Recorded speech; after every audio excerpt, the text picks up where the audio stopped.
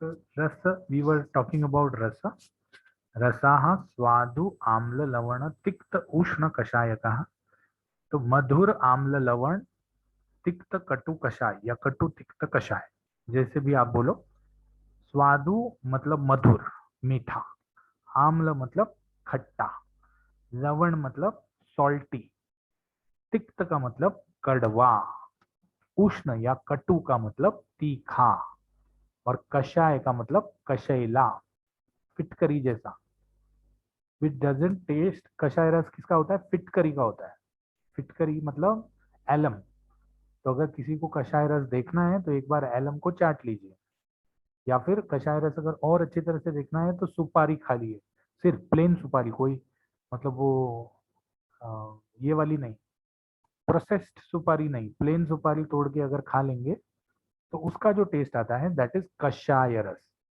ये 6 अलग अलग प्रकार के रस, 6 अलग अलग प्रकार के टेस्ट जो हैं, ये आयुर्वेद ने बताए हैं. इन टेस्ट को छोड़ के आज तक 10,000 साल में 7वां टेस्ट नहीं आया, अभी तक नहीं आया 7वां टेस्ट. हाँ, तारतम्य जरूर है, तारतम्य और विविधता जरूर है. तारतम्य और विविधता का क्या मतलब है? जैसे आज मैंने खाया आज मैंने खाया वाटरमेलन. वाटरमेलन क्या है? मीठा है. कल मैंने खाया आम, पका हुआ कैरी, आम खाया. आम भी मीठा है, लेकिन दोनों मीठों में फर्क है. तो दैट इज तारतम्य. वाटरमेलन का मीठा जो है वो वाटरमेलन का मीठा है, और आम का जो मीठा है वो आम का मीठा है. मतलब you can not compare, both are sweet but out of comparison. तो ये तारतम्य जरूर आता है, बट जो मीठा है वो मीठा है. ठीक है. जैसे पापड़ का पापड़ की या अचार की खटास और कैरी की खटास अलग अलग है. अचार में चीज ज्यादा खट्टी होती है, कैरी उतनी खट्टी नहीं होती. तो ये जो है ये तारतम्य है. मिर्ची का तीखापन और सौंठ का तीखापन, अगर किसी ने सौंठ खाई है तो सौंठ भी तीखी होती है और मिर्ची भी तीखी होती है. लेकिन सौंठ का तीखापन जो है that is not so much intense जैसे हरी मिर्ची का तीखापन. हरी मिर्ची आप खाओ और फिर बिना रोके दिखाओ, नहीं होता. लेकिन सौंठ आप बिना ये किए खा सकते हो. तो ये जो है ये अलग अलग चीजें हैं जो तारतम्य से आती हैं. तो 6 प्रकार के रस बताए हैं: मधुर आम्ल लवण, कटु तिक्त कषाय.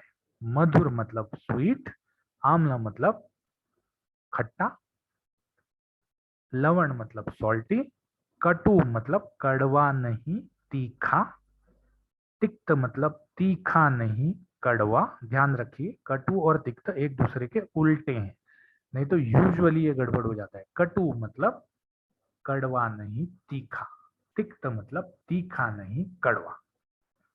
ठीक है. कटु को उष्ण भी बोलते हैं, उष्ण. और कषाय, कशैला. ठीक है. तो ये 6 रस हैं. ये 6 रस रहते कहाँ हैं? षट द्रव्यम आश्रितस्ते च. ये रहते हैं द्रव्य में. ये 6 के 6 रस द्रव्य में रहते हैं. ना व्हाट इज द्रव्य? द्रव्य is a substance. So you will not be able to find आम्ल रस ओनली, लवण रस ओनली. जैसे मैंने बोला ना, आप दुकान में गए हो, बोले आधा किलो मधुर रस देना, तो it is not possible.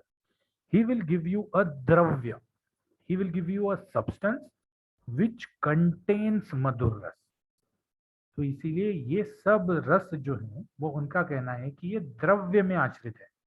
Academic importance इतना तो हमको लॉजिक है ही, बट षट द्रव्यम आश्रित, ये 6 जो हैं ये द्रव्य में आश्रित हैं. द्रव्य के बगैर ये नहीं रह सकते. और यथा पूर्वम बलावहा, मतलब बल इनका पूर्व से पश्चिम तक या ऊपर से नीचे तक बल कम करवाने का काम करता है. मतलब स्वादु जो है, मधुर है, वो सबसे ज्यादा बल देता है शरीर को.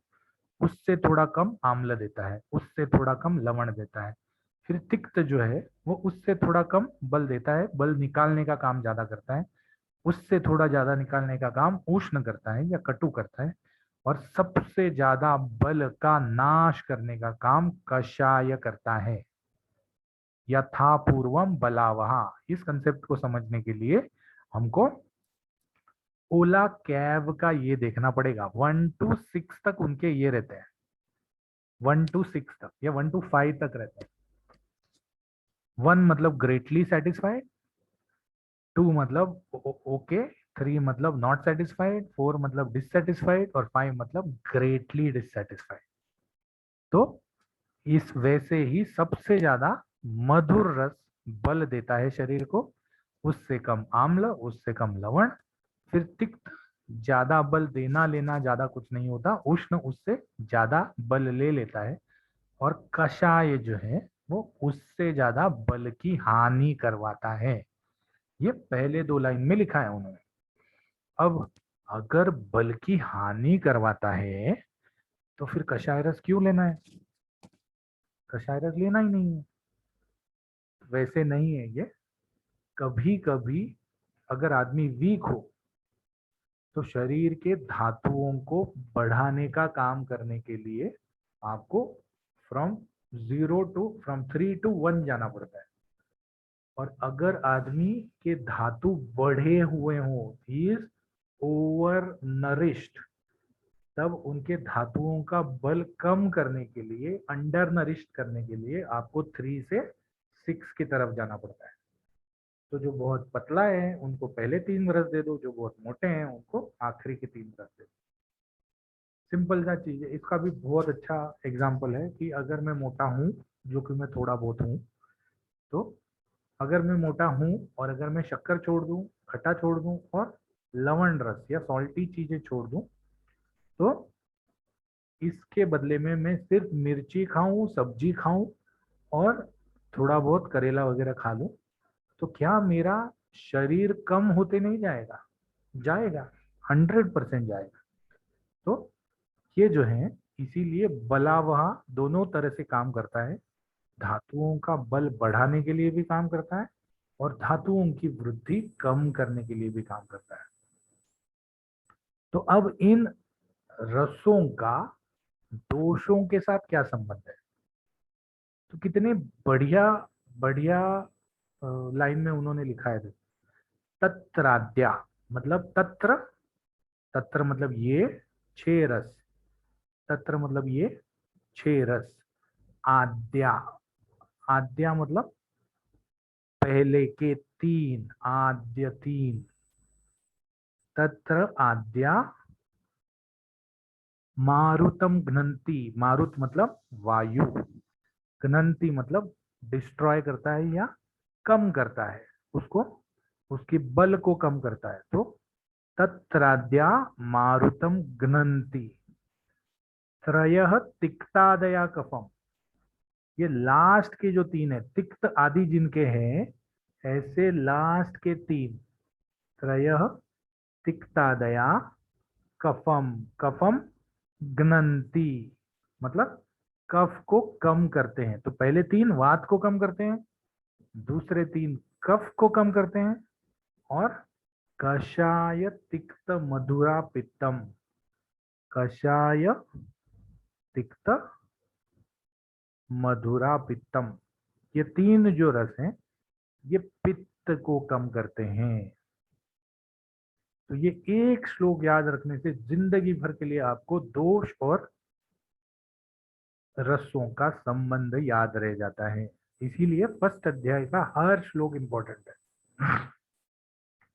तो तत्राद्या मारुतम घ्नन्ति त्रयस् तिक्तादया कफम कषाय तिक्त मधुरा पित्तम अन्यम तु कुर्वते। अन्यम तु कुर्वते का मतलब है कि तत्राद्या मारुतम घ्नन्ति अन्यम तु कुर्वते, तिक्तादया त्रयस् तिक्तादया कफम अन्यम तु कुर्वते, कषाय तिक्त मधुरा पित्तम अन्यम तु कुर्वते। मतलब ये 3 दोष जो हैं, ये वात को कम, ये 3 रस जो हैं ये वात को कम करते हैं, ये 3 जो हैं वो कफ को कम करते हैं, और ये 3 जो हैं वो पित्त को कम करते हैं। लेकिन टोटल रस तो 6 हैं, तो उसमें से 3 हमने देख लिए कि क्या क्या करते हैं। तो हर केस में तीन तीन और बच जाते हैं। जैसे वात के केस में तिक्त उष्ण और कषाय बच जाते हैं, या कफ के केस में स्वादु आम्ल लवण बच जाते हैं, या पित्त के केस में आम्ल लवण और उष्ण बच जाते हैं, या कटु बच जाते हैं, कटु आम्ल लवण। तो इन तीन रसों के बारे में बोला है अन्यम तु पूर्वते, मतलब ये बचे हुए जो तीन रस हैं ये उस दोष को बढ़ाते हैं। कम करने वाले उन्होंने बता दिए, और ये भी बता दिया कि इन तीन को छोड़ के जो बाकी तीन बचते हैं वो उस दोष को बढ़ाने का काम करते हैं। Any doubt till here? अगर कोई डाउट है तो पूछ लीजिए।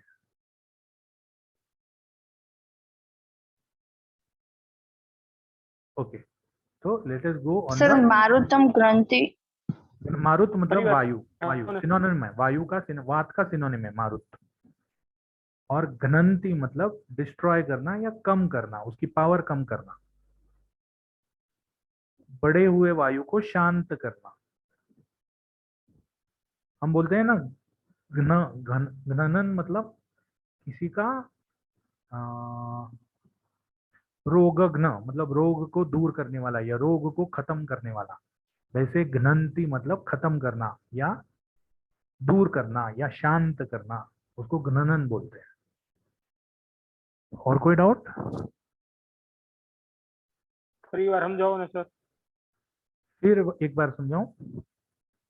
ओके, चलो फिर से एक बार समझा देता हूँ। एक बार लिख के समझाता हूँ। व्हाइट बोर्ड नाम का भी कोई चीज होता है, तो मैंने यूज नहीं किया।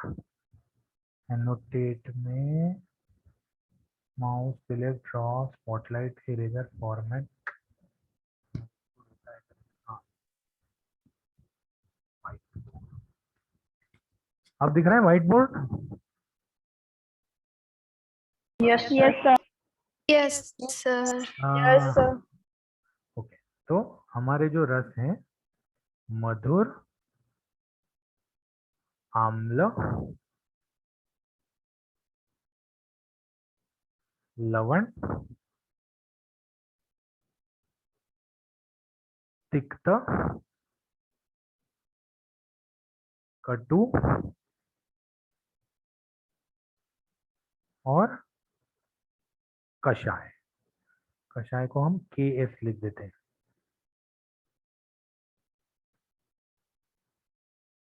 कटु को KT लिख देते हैं। ठीक है, ये 6 रस है।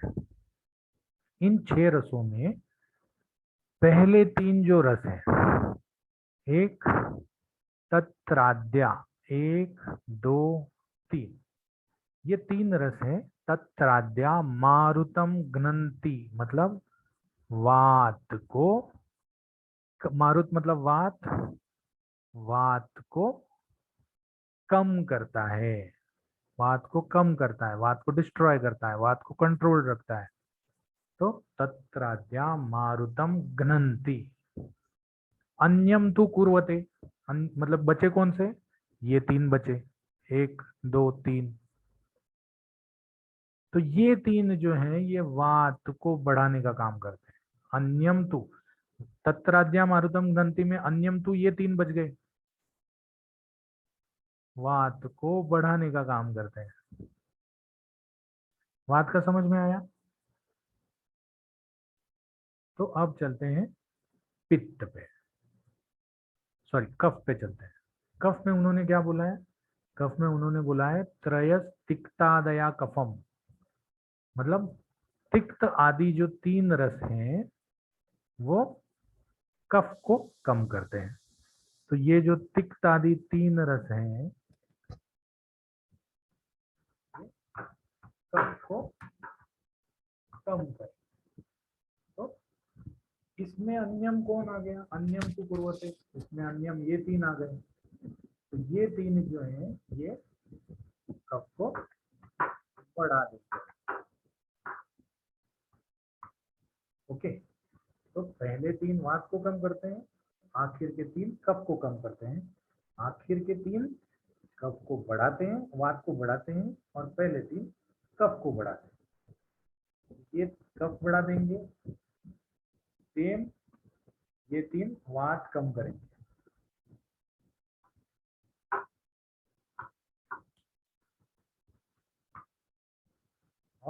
ये जो है ये कफ कम कर देंगे, और ये जो है ये वात बढ़ा।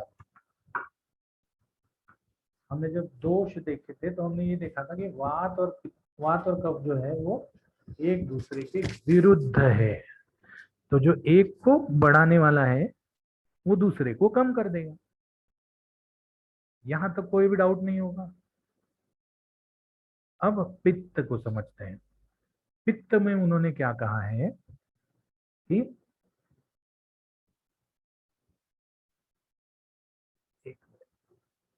कषाय, तिक्त और मधुर, ये पित्त को कम करते हैं। ये तीन रस जो हैं ये पित्त को कम करते हैं। पित्त,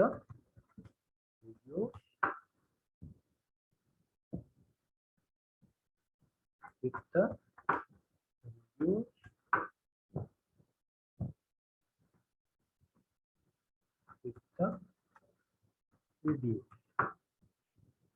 तो अब ये तीन अगर रिड्यूस करते हैं तो जो बाकी के तीन हैं, जो हम इससे बताएंगे, ये बचे बाकी के तीन। एक, उल्टा सुल्टा हो गया, दो और तीन। ये तीन जो है ये पित्त को बढ़ा देंगे। पित्त,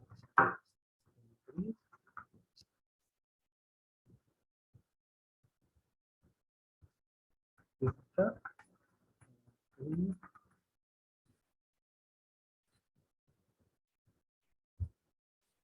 और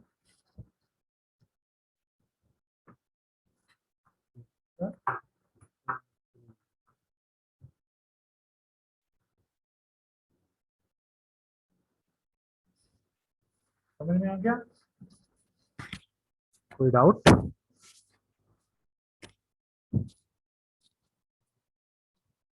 ओके, तो अब हम चलते हैं, व्हाइट बोर्ड को बंद कर देते हैं और अब हम चलते हैं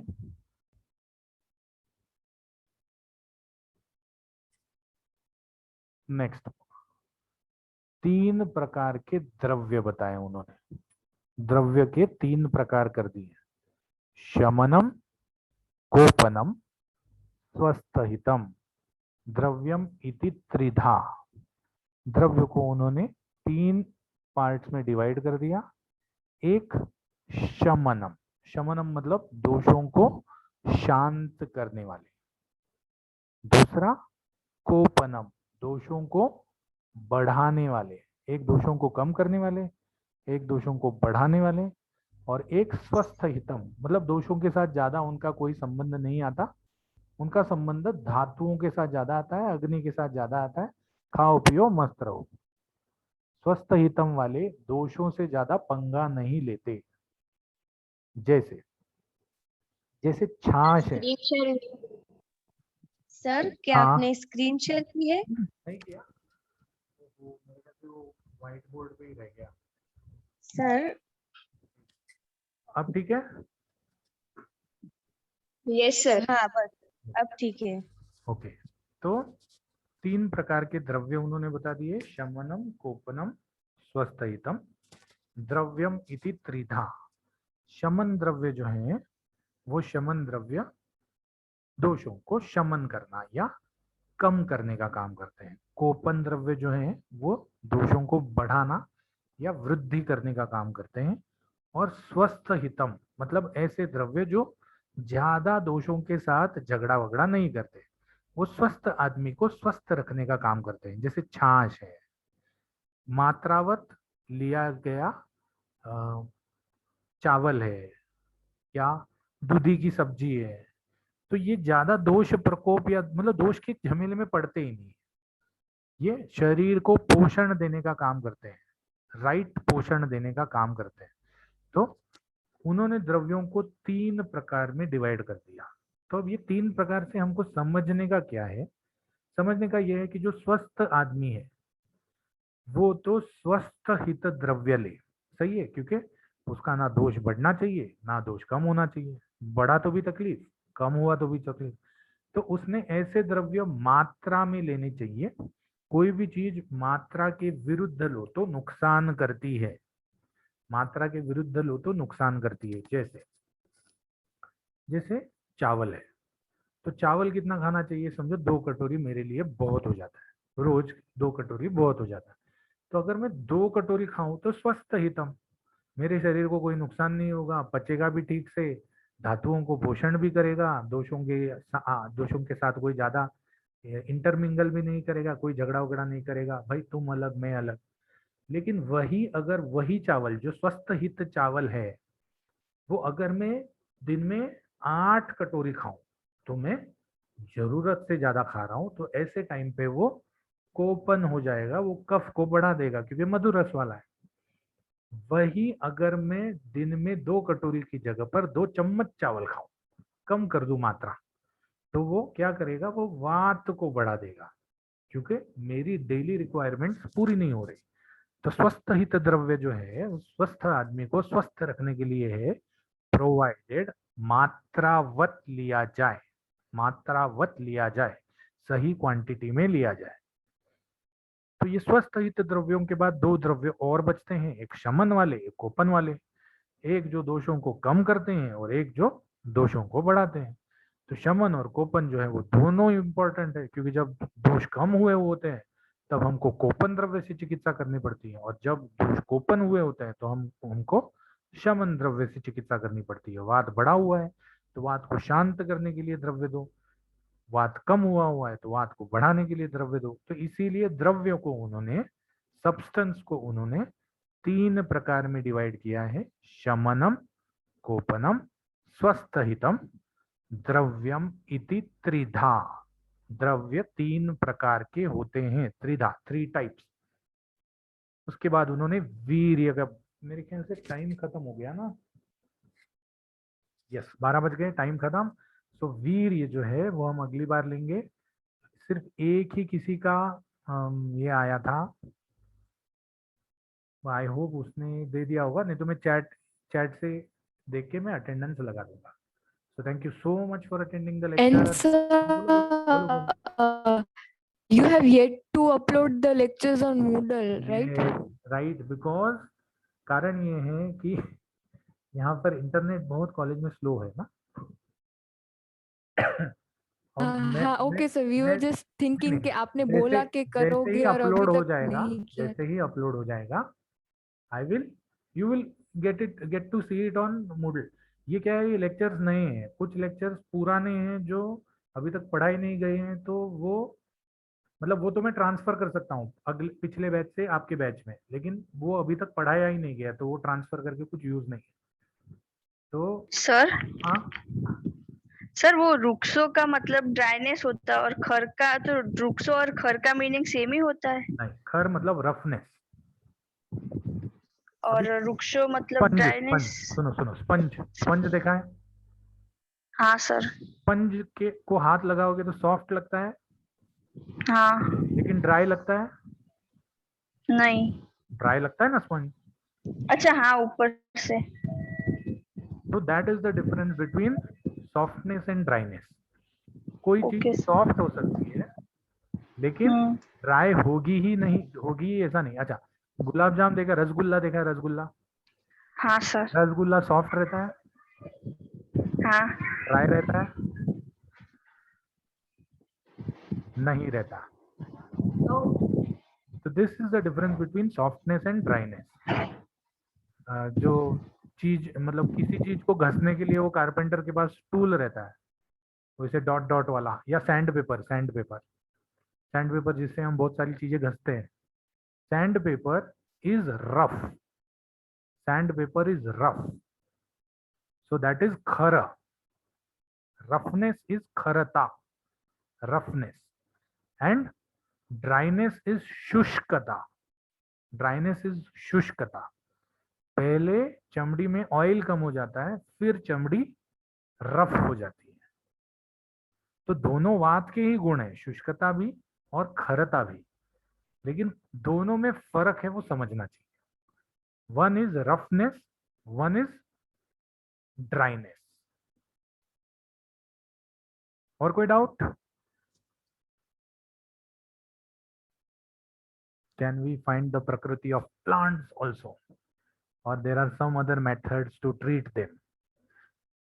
हाँ, देखो ऐसा है कि unfortunately this complete, there are very few samhitas, और संहिता तो छोड़ दो, there are very few paragraphs of Vriksha Ayurveda available right now.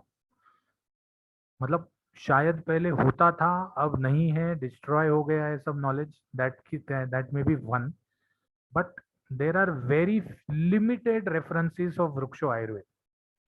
Animals के लिए तो फिर भी थोड़े बहुत मिल जाते हैं, बट प्लांट्स के लिए there are no references, very limited. So that means either it was a very primitive science at that time, or it was there but it was destroyed. Whatever the case, people like you can devise new methods. See, we want research in Ayurveda and we don't want the same thing to go on. वही चीज पे घिसा पिटा research करके कुछ फायदा नहीं होने वाला, ठीक है? So find out new avenues and do it. आज की तारीख में प्रकृति ऑफ प्लांट्स फाइंड आउट करने के लिए unfortunately I don't have an answer because I don't have a reference. मतलब सर अभी तक रिसर्च ही नहीं हुआ?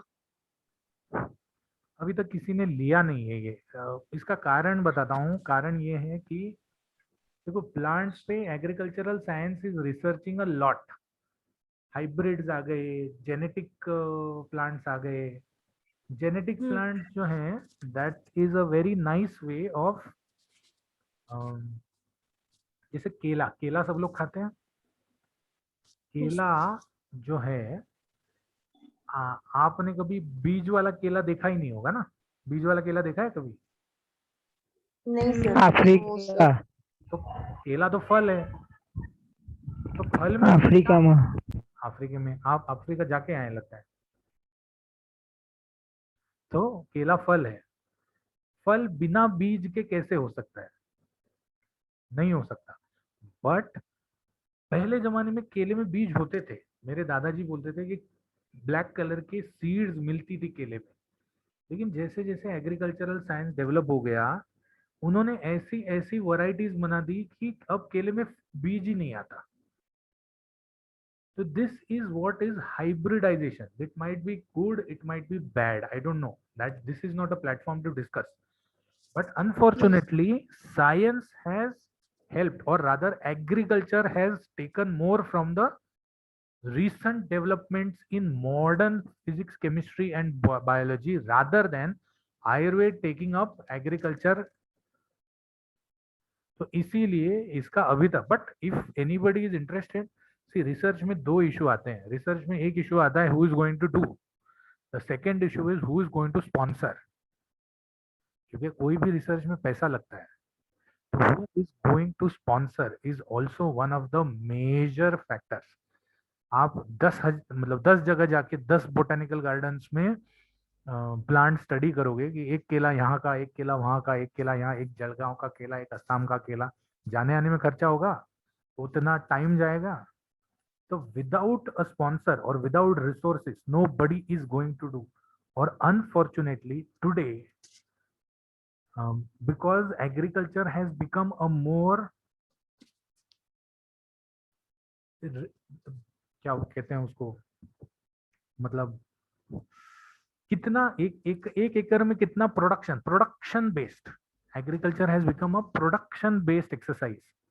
उनको कोई लेना देना नहीं है कि वातज के लिए आ रहे हैं, कि पित्तज आ रहे हैं, कि कफज आ रहे हैं। उनको तो ये चाहिए कि कितने आ रहे हैं, ठीक है? तो इसीलिए ये exercise, because it is not financially viable.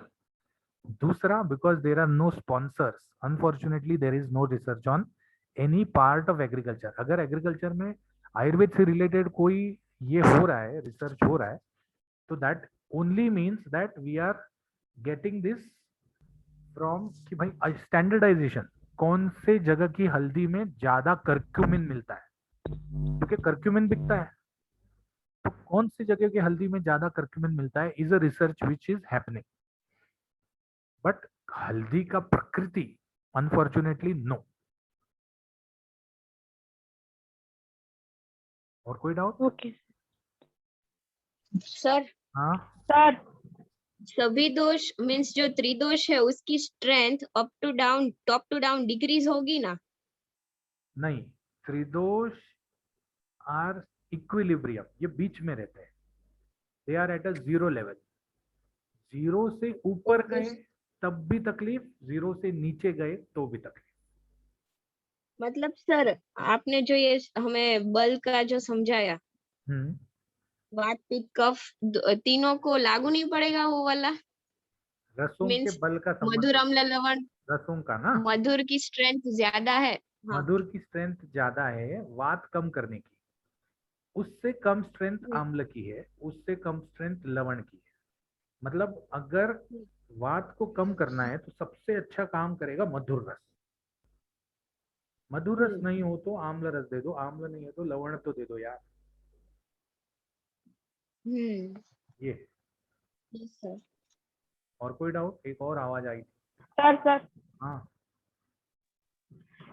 हम ऐसे बोलते हैं कि वेजिटेबल्स और फ्रूट्स में कि ये ठंडा होता है और ये बॉडी के लिए गर्म होता है। जैसे बैंगन गर्म होता है और लौकी ठंडी पपया होती गरम, है। पपया जैसे- गरम होता है।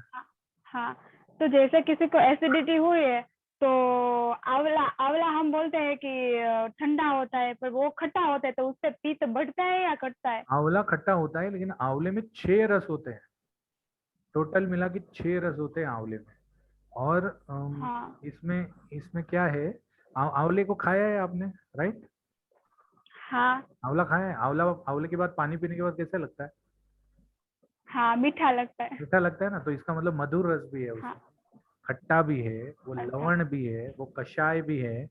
तो अल्टीमेटली कैसा है कि कौन से रसों का प्राबल्य ज्यादा है, एक सिर्फ खट्टा पकड़ के नहीं चलो, मधुर भी है, कषाय भी है, तो हाँ उससे कुछ ना कुछ पित्त पे होगा ही। और बेसिक चीज ये है कि अवेलेबल चीजों में हम क्या दे सकते हैं, because this is all about availability. Today it is all about availability. मुझे अगर हाँ। मई में एसिडिटी हो रही है तो मैं आंवला नहीं खा सकता, भले कितना भी ठंडा हो, अच्छा हो, क्योंकि आंवला आता ही दिसंबर में। तो ये हाँ। अवेलेबिलिटी से रिलेटेड है। तो इसीलिए क्या करते हैं, जो भी आंवला का ये बनाते हैं, देखो मार्केट में जो मिलता है पतंजलि का वगैरह, वो क्या मिलता है, आंवला हाँ, कैंडी मिलता है, आंवला कैंडी। उसको शहद में या शक्कर के पाक में डुबा के उसको मीठा बना देते हैं। तो वो मीठा आंवला कैंडी 100% पित्त को कम करेगा। और वही जब आंवला सुपारी मिलता है, आंवला सुपारी, वो खट्टा रहता वो है, सूखे हुए आंवले होते हैं वो। उसमें सौंठ डालते हैं, उसमें काला नमक डालते हैं और उसको सुखा के उसका आंवला सुपारी बनाते हैं। वो आंवला सुपारी लेंगे तो पित्त बढ़ जाएगा, लेकिन वही आंवला कैंडी देंगे तो पित्त कम हो जाएगा। तो it all depends on how you are giving it, उसको प्रोसेस कैसे करते हैं। सिर्फ आंवला खाने से पित्त पे ज्यादा फर्क नहीं पड़ने वाला। सर हाँ, च यथा पूर्व बलावह, उसे आप दोष के कॉन्टेक्स्ट में समझाइए ना। यथापूर्व बलावह जो है ये हाँ। दोष के मतलब एक तो ये शरीर हाँ। बल के कंटेक्स्ट में तो ये है कि कौन सा रस सबसे ज्यादा बलवान है और कौन सा रस कम बलवान है। तो कषाय रस खाने से बल का ह्रास होता है, बल कम कम होते जाता है। और मधुर रस खाने से शरीर का बल ज्यादा, धातुओं का बल ज्यादा होते जाता है। ठीक है, ओके। इस अध्याय के लिए यही राइट एक्सप्लेनेशन है। इसके बाद एक अध्याय आता है रस भेदी अध्याय, मेरे ख्याल से 22nd या 23rd अध्याय है वो। तो उस अध्याय में कौन से दोष का कौन सा रस में तारतम्य, मतलब वात कम करने में मधुर, आम्ल और लवण है, लेकिन वात करने में आम्ल सबसे अच्छा है, मधुर सबसे अच्छा है या लवण सबसे अच्छा है, ये उस अध्याय में आएगा। इस अध्याय में शारीर बल का ही ध्यान रखना कि मधुर रस बल को बढ़ाता है, कषाय रस बल को कम करता है। कषाय रस इज 1, मधुर रस इज 6। Yes sir. मतलब ये लाइन का ट्रांसलेशन तो यही होगा ना सर? हाँ, यथा पूर्व कि बलवान, बल, शरीर में बल हाँ देने वाले, हाँ शरीर में बल ओके देने वाले।